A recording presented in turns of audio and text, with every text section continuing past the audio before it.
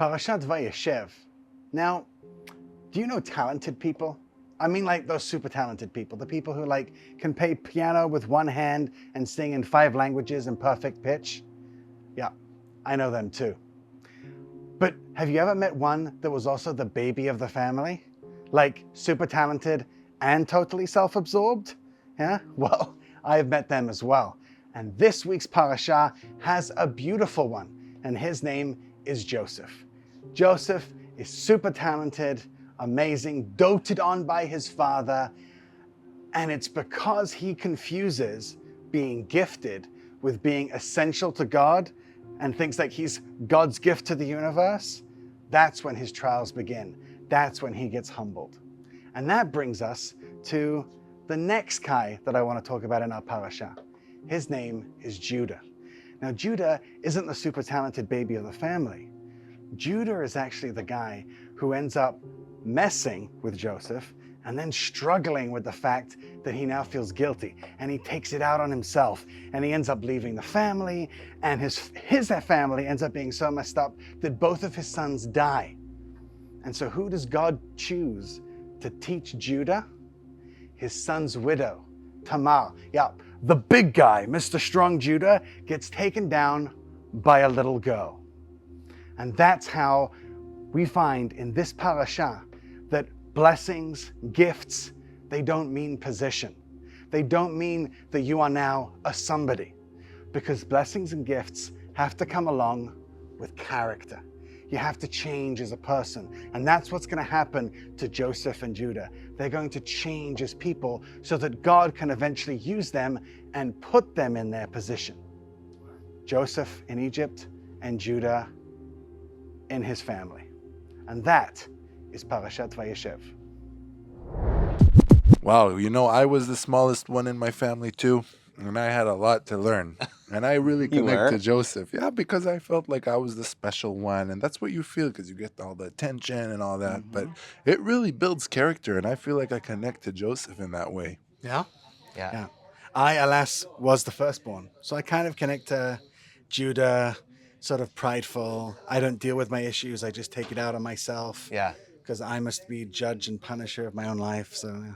Yeah, and I found my talents out, my gifts really early, but I used them for my own glorification. So God had to really school me on that, kind of take me away from those for a while, and then bring me back in with a different spirit, with a different attitude, God's spirit in me, right, and to do it for His glory instead of my own. Beautiful. So Yoel, how do you see Jesus in this parasha, and where? Well, I think he's there, guiding both Joseph and Judah.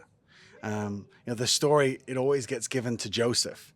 He gets the main character role. Right. But in reality, it's the story of both of them. That's why chapter 38 is there. And you see Judah, and I feel that Jesus is there in both of their lives.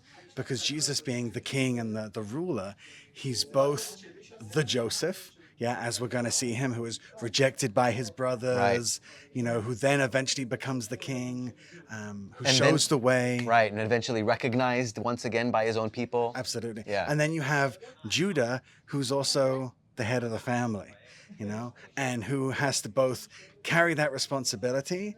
But, in this parasha, we don't really see him living out his Jesusness. We only see that later on when Judah finally says, you know what? No, Benjamin, you send him home. I will take his place. Yeah. I will go to prison for life, just not Benjamin. Right. What Jesus did for us. Exactly. Beautiful. Wow. But I think the really most powerful verse is the very last verse of the parasha, where we see the prophecy that Joseph made about his prison mates comes true, and the chief baker gets killed, right, and the chief cupbearer goes to Pharaoh, and it says the chief cupbearer forgot about Joseph. And I think that's really difficult for gifted people, right? The last thing we want is to be forgotten and left there. And so you can see Joseph hasn't completely learned the lesson yet. Right. And that humility that he has to get, wow, I've served God, I was honoring to God as I was doing it, didn't I get it right? Yep. Yeah, and you're left there. And I think that for me is also a big opening straight away to the gospel, because I know that even when I get left by cupbearers and peoples and ministries and whatever it is, which we all do and we all will do, Jesus never lets me down. Amen. He never abandons me. Amen. Thanks, Yoel. Beautiful. Thank you so much.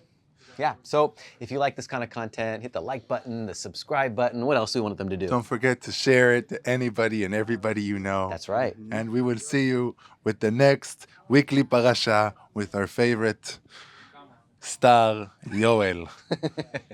Love you, Yoel. Blessings. Love you guys too.